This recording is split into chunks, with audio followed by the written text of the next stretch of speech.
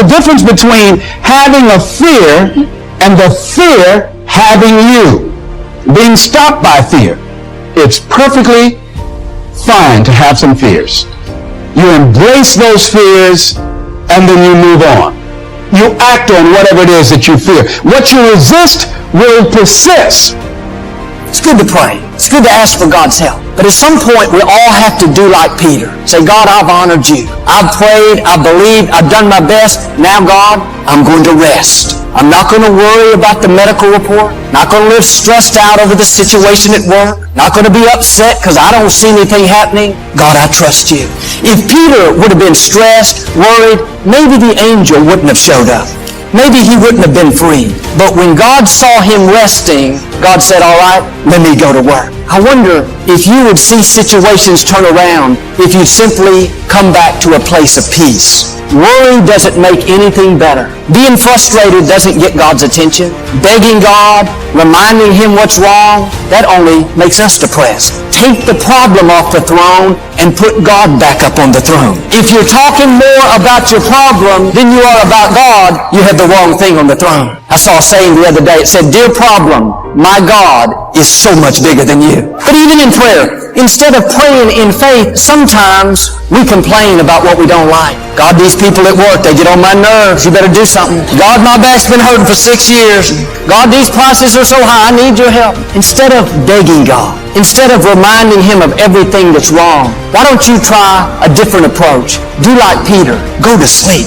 Enter into His rest. Sometimes when I pray, I say, God, you already know what I need. You already know what I want. You know all about me. So Lord, I just want to tell you that I love you, I trust you, and I thank you for getting me to where I'm supposed to be. Not begging God, but praying from a place of rest. Talking to Him from a place of peace. Our actions speak louder than our words. When you can sleep soundly, like Peter, in a time of great need, you're showing God that you trust Him. You're saying, God, I know you're bigger than this problem. You said you would never sleep, so I'm going to go to sleep. Even though things aren't perfect in my life, I'm going to relax, knowing that you're on the throne and you are fighting my battle. It's a very freeing way to live. My message to you today is very simple. Go to sleep. Enter into His rest. Quit worrying about everything. Quit trying to figure it out. Turn it over to God. I see 6 people already asleep. Jesus said, I'm sending you out as sheep among wolves. Sheep are very calm, peaceful animals. They don't get upset.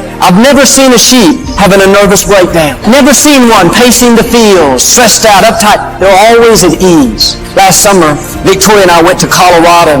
We were riding 4-wheelers up in the mountains. We came around a corner. There were about 300 sheep in our path. We couldn't get by. I thought the equipment would scare them off, but they didn't move. I put my 4-wheeler in neutral and I revved the engine real loud 2 or 3 times, and those sheep just looked at me like, why are you making all that racket? No more affected them. What's interesting is sheep are basically defenseless animals. They can't run fast. They don't have sharp teeth. They can't really kick. They rely on the shepherd to take care of them. The shepherd keeps them from danger. The shepherd protects them from wild animals. The shepherd tells them where to go. They don't worry. They know as long as they're with the shepherd, everything will be fine. We can take a lesson from the sheep. Stay in peace. The good shepherd is watching over you. The God who knew you before you were born, the God who breathed life into you, He's guiding you. He's protecting you. Yes, there will be some wolves in our path, some attacks, things we don't understand. Don't fall apart. Don't start complaining.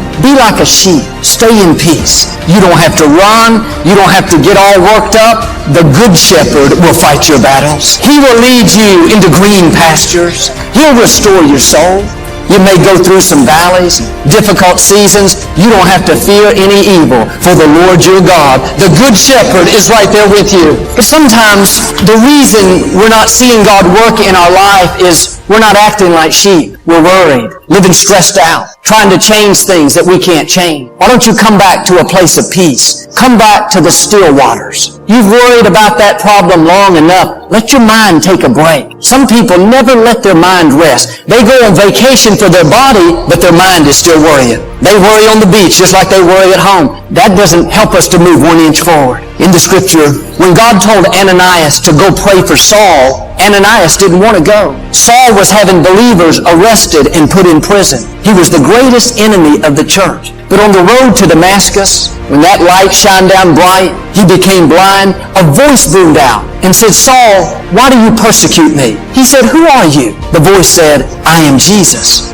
That moment was a turning point in Saul's life. He left there a changed man, but Ananias didn't know anything about what had happened on the road to Damascus. He still thought Saul was a huge threat. He said, "Lord, I've heard many reports about this man and all the harm that he's causing." Ananias was worried. He came up with a lot of reasons why he shouldn't pray for Saul. I'm sure he spent some restless nights thinking, "I must not have heard God right. This man is dangerous." He didn't realize he was worried about something that God had already taken care of. He didn't know that Saul had already had a change of heart on the road to Damascus. When he finally went to pray for him, he found out that Saul was an ally instead of an enemy. Some of the things you're worried about, just like with Ananias, you can't see it yet, but God has already changed it. He's already spoken to the right people. He's already lined up your healing. He's already arranged that breakthrough. It's just a matter of time before you walk into it. No use losing sleep over that child that's off course anymore. No use being frustrated over that negative medical report, over that situation at work. The threat has already been canceled. The solution is already en route. Stay in peace, and like Ananias, you'll come in to what God has already done. Friends, don't let worry rob you. If a thief came into your home every week and took your groceries, took your clothing, stole your furniture, it wouldn't take long at all before you got fed up and say, "No more, that's enough." You put a stop to it real quickly. That's what you have to do with worry. Don't go another 5 years letting worry rob you of your joy, rob you of your peace. Put your foot down and say, "That's it. This is a new day. No more worrying for me. I'm going to guard my mind. I'm going to stay by the still waters. I'm going to live from a place of peace." Remember, when you rest, God goes to work. But when you work, God rests. Whatever's bothering you, whatever you're tempted to worry about, I'm asking you to take that off the throne and put God back up on the throne. Make Him bigger. Use that same energy to thank